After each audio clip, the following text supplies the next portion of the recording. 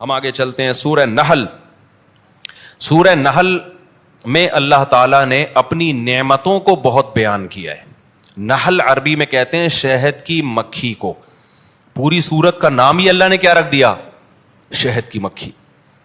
کوئی خاندانی بات ہوگی شہد کی مکھی میں؟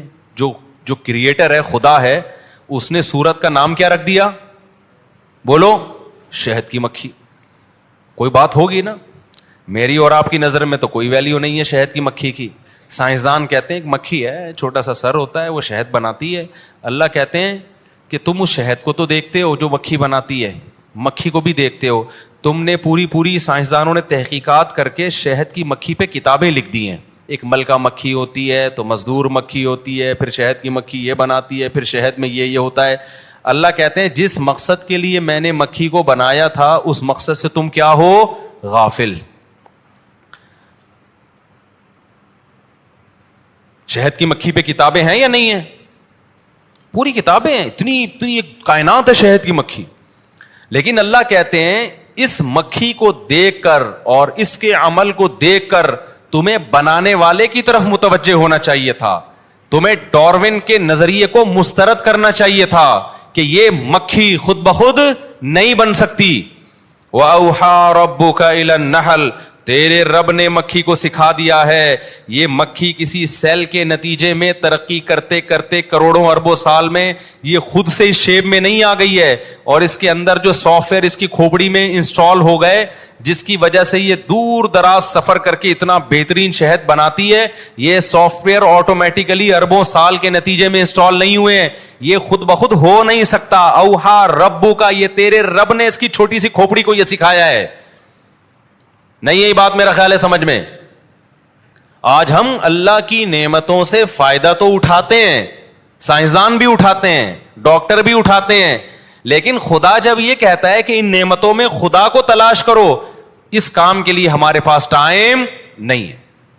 آپ کسی ڈاکٹر سے پوچھ لیں دودھ پہ ریسرچ کر کے بتاؤ، ایسی بہترین ریسرچ آپ کے سامنے پیش کر دے گا، آپ کہیں گے واہ بھائی واہ. پھر وہ کہے گا مولویوں کو پتا ہے اس ریسرچ کا؟ نہیں جی ہمیں تو نہیں پتا. مولوی جاہل ہوتے ہیں، تم کیوں فالو کر رہے ہو مولویوں کو؟ یہی ہوتا ہے کہ نہیں ہوتا؟ یونیورسٹی میں آپ کے پروفیسر صاحب آپ کو بتائیں گے جی ایکچولی شہد میں یہ ہوتا ہے، پھر یہ ہوتا ہے. پھر ڈاروین نے یہ بکواس کی تھی کہ وہ بندر سے ہوتے ہوتے پھر شہد کی مکھی. پتہ نہیں شہد کی مکھی بندر سے بنی ہے کس سے بنی ہے. انسان تو بندر سے کہہ رہے ہیں بنا ہے، وہ کہہ رہے ہیں، میں نہیں کہہ رہا بھائی ٹھیک ہے نا. لیکن یہ کہ وہ مکھی کس سے بنی ہے تو ہو سکتا ہے وہ کہہ رہے ہیں ایک پودا ہوگا، پھر یوں ہوگا، پھر یوں ہوگا.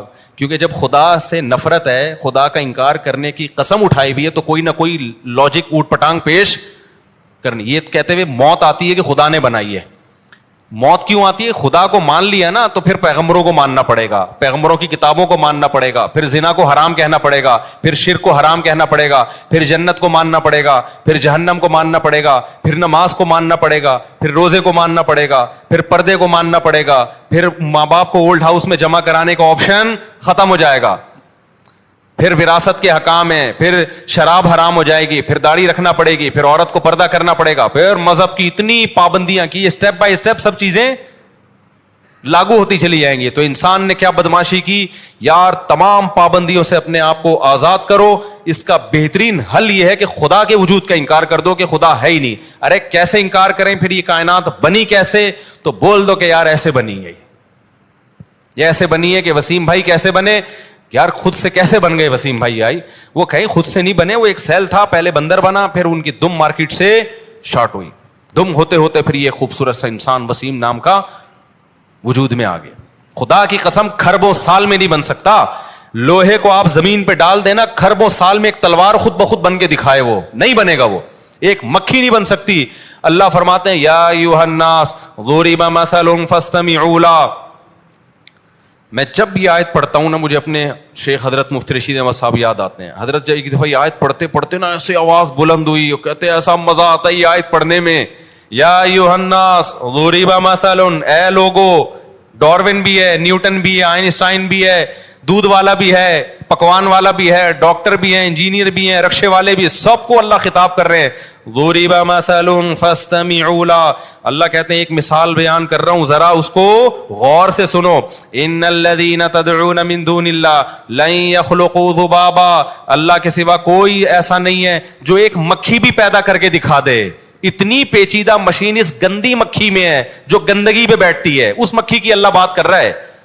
ذباب اس مکھی کو کہتے ہیں جو گندگی پہ بیٹھتی ہے. اتنی گندگی پہ بیٹھنے والی مکھی کے اندر بھی ایسی مشینیں فٹ ہوئی ہوئی ہیں کہ ایسی مشینیں آج تک انسان نہیں بنا سکا ہے. جو کام لاکھوں کروڑوں اربوں سال میں انسان نہ کر سکا, وہ کام آٹومیٹیکلی خود سے کیسے وجود میں آ گیا.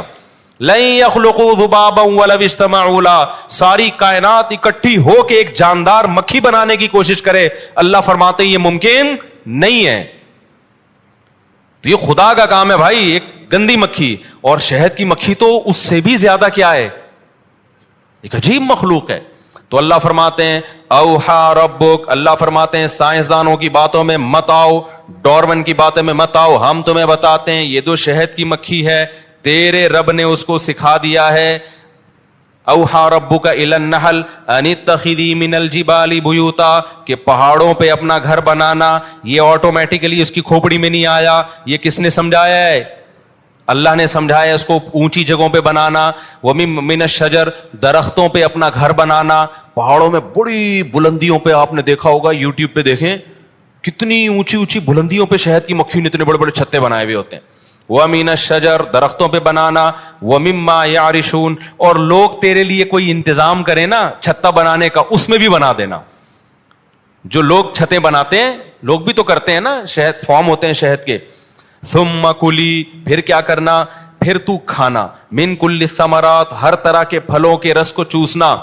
فَاسْلُكِي سُبُلَ رَبِّكِ ذُلُولًا, مکھی کہہ رہی ہے اللہ تو نے میرے ذمہ عجیب کام لگا دیا, پہاڑوں پہ گھر بنا رہی ہوں, پھل وہ دوسرے گاؤں سے بھی آگے ایک باغ ہے وہاں پر ہے. اتنا لمبا راستہ جب میں بائی ایئر طے کروں گی تو میرے پائلٹوں سے کوئی تعلقات نہیں ہے, نہ سائنسدانوں سے تعلقات ہیں کہ جو مجھے ٹریگنومیٹری کا علم اور مجھے بتائیں کہ جی کتنے کلومیٹر فی گھنٹہ کی رفتار سے کون کون سی سمت میں مڑنا ہے. میں تو راستہ بھول جاؤں گی. مکھی بائی روڈ سفر نہیں کرتی, بائی ایئر سفر کرتی ہے. بائی روڈ سفر میں علامتیں سمجھ میں آ جاتی ہیں, بائی ایئر میں نہیں آتی. ابے بائی روڈ میں آپ سے کہتا ہوں صدر جاؤ, آپ کہیں راستہ کیا, میں کہوں یہاں سے الٹے ہاتھ پہ جانا, انڈا موڑ سے سیدھے ہاتھ پہ قبرستان آئے گا, اس میں قبرستان میں مردوں کو السلام علیکم یا القبور, اور پیچھے سے آواز آئے گی وعلیکم السلام بھائی عبد الغفور, ٹھیک ہے نا. وہ آواز پہ دھیان نہ دینا اور آگے نکلنا.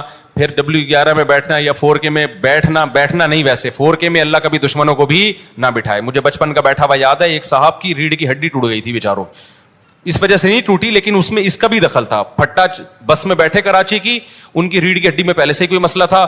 ایک وہ بیچارے آرمی کے ریٹائر لیفٹیننٹ تھے, وہ ایک زبردست قسم کا کراچی کا کھڈا آیا جو کہ آتا رہتا ہے, پہلے بھی ان کی زندگی میں آیا لیکن کمر نے برداشت کیا. انہوں نے کہا جہاں اتنا برداشت کیا 2-4 کھڈے اور برداشت ہو جائیں گے. کراچی میں اچانک ایک اسپیڈ بریکر یا کھڈا آیا, بس اچھلی ہے اور پھٹے سے وہ بیچارے نیچے گرے. اس کے بعد کمر پکڑ کے بیٹھ گئے, اس کے بعد وہ دوبارہ اب تک نہیں اٹھے اور بیچاروں کا انتقال ہی ہو گیا, اللہ ان کی مغفرت فرمائے. تو ایسے بہت سے لوگ جو کراچی میں جن کے انتقال ہوئے ہیں وہ بس والوں نے مارے ہیں, لیکن اس میں بس والوں کا قصور نہیں ہے, سڑکوں کا قصور ہے. اور سڑکوں کا قصور نہیں ہے, کس کا قصور ہے, گورنمنٹ کا قصور ہے. خیر, تو میں آپ کو بائی روڈ سفر بتاؤں گا تو میں کہوں گا یوں جاؤ, پھر یوں مڑو, پھر یہاں سے گولے گنڈے والا, پھر گنے کے جوس والا, پھر آگے وسیم بریانی والا, ادھر سے ٹرن مار کے صدر آ جائے, ایسا ہی ہوگا نا. لیکن اگر میں بائی ایئر بھیج رہا ہوں, پائلٹ میرے پاس آیا کہ میں نے بائی ایئر مکہ جانا ہے, کیسے جاؤں, اب میں بتا سکتا ہوں یہاں سے یوں مڑے گا, رائٹ لیفٹ سائڈ پہ مسقط آئے گا, رائٹ سائڈ پہ ایران آئے گا, ایران سے نکلنا وہ کہے گا بھائی کدھر نظر آئے گا مجھے اوپر سے, کیا خیال ہے بھائی. تو مکھی بائی روڈ نہیں جاتی, بائی ایئر جاتی ہے. اللہ کہتے ہیں میں تجھے ٹریگنومیٹری کا علم سکھاؤں گا. مکھی شہد کی ایسے بہترین سفر کرتی ہے نا, لمبے لمبے, سورج کی کرنوں سے اور سائے سے اندازہ لگاتی ہے کہ جب میں چھتے سے نکلی تھی یہ سایہ یہاں تھا تو مجھے اس ڈائریکشن میں گئی تھی, اب یہ سایہ چینج ہو چکا ہے تو مجھے کس ڈائریکشن میں آنا. انتہائی پیچیدہ علم ہے جو اللہ نے مکھی کو سکھا دیا یہ علم. تبھی قرآن نے کہا فَاسْلُكِي سُبُلَ رَبِّكِ ذُلُولًا, تیرے رب نے واپسی کے راستے مسخر کر دیے ہیں, تیرا رب تجھے وہ راستے بھولنے نہیں دے گا. انہی راستوں پہ چل کے واپس اسی چھتے میں جانا جس چھتے سے نکلی تھی تو. اتنا بہترین نظام اللہ نے شہد کی مکھی کا بنایا, اتنی موٹی موٹی کتابیں لکھی گئی ہیں اور ابھی تک پورا نہیں سمجھا گیا شہد کی مکھی کو. اللہ فرماتے ہیں اتنا ٹف کام میں نے اس کے ذمے لگایا, اس کا پھر پروڈکٹ کیا, اس سے کام کیا لے رہا ہوں, یخرج من بطونها شراب مختلف الوان، ایسا مشروب اس کے پیٹ سے نکلتا ہے جس کے کلر کیا ہیں؟ مختلف، کوئی سفید، کوئی بلیک، کوئی ریڈ. یہ تو اس کے اوپر کی کیفیت ہے. اور لذت وہ بھی اللہ نے نہیں بیان کی، کیونکہ وہ ہم جانتے ہیں. ایک چیز جو چھپی ہوئی تھی وہ اللہ نے بتا دی، فیہ شفاء للناس، اس میں لوگوں کی بیماریوں کے لیے کیا ہے؟ شفا ہے. ایسی بہترین میڈیسن تیار ہو رہی ہے، خوراک بھی ہے، لذت بھی ہے، میڈیسن بھی ہے. یہ کام اللہ نے کس کے ذمہ لگایا؟ اتنی سی مکھی جو کسی سائنٹسٹ کے حوالے کیے جائے اور کہا جائے کہ تو اس کو کچھ سکھا، وہ کہے گا بھائی کچھ 6-7 فٹ کا بندہ لے کر آؤ تو اس کو تو میں شاید کچھ سکھا دوں، اس کی تو 2-3 لائنیں دماغ ہے، اس کو کیا سکھاؤں میں؟ اللہ کہتے ہیں یہ میں نے اس کو سکھا دیا ہے. آگے اللہ فرماتے ہیں ان فی ذلک لآیۃ لقوم یتفکرون، جو غور و فکر کرتے ہیں اس میں، ان کے اس شہد کی مکھی میں ان کے لیے بہت بڑی نشانی ہے. کس چیز کی نشانی ہے؟ اس بات کی کہ یہ کائنات خود سے نہیں بنی، اس کائنات کو کسی نے بنایا ہے، مکھی بن نہیں سکتی. نمبر 2، جس نے بنایا ہے وہ صاحب کمال ہے، کوئی ایسا کمال والا بولو نہیں ہے.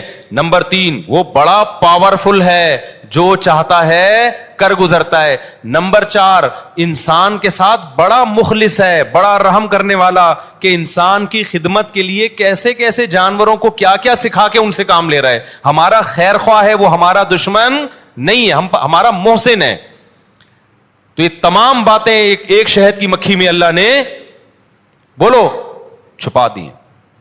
تو اس لیے اللہ نے سورت کو نام کیا دیا؟ نحل کا نام.